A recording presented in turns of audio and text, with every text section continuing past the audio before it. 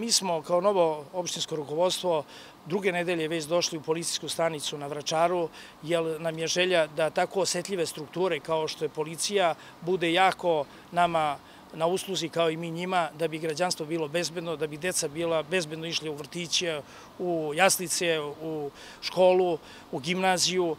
takođe da bi bezbedno ljudi išli na pijace uveče, da bi se održavao primereni red, da se već u 11 sati stišava galama po svim trgovima, po kafićima. Načelnik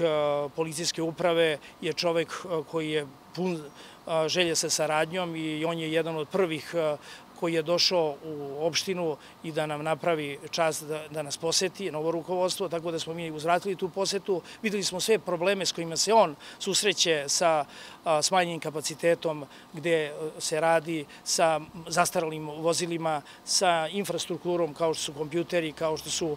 video nadzor koji je maltene i da ga nema. Mi kao opštinsko rukovodstvo bićemo u situaciji da prvo rešimo to, da pomognemo, jer na taj način bezbednost građana će biti na onom nivou što smo obećali. Mi što smo obećali, mi ćemo to da uradimo. Video nadzor će biti prvi na redu da uvežemo linkove preko opštine zajedno sa svim trgovima i važnim objektima koji će se kontrolisati ovde u policijskoj stanici. Želja nam je da ovo zdanje bude na drugom mestu, da bude u objektu koje će biti adekvatno nameni, jer samo tako možemo, kao što i zdravstvene ustanove, tako i policijske ustanove moraju da imaju,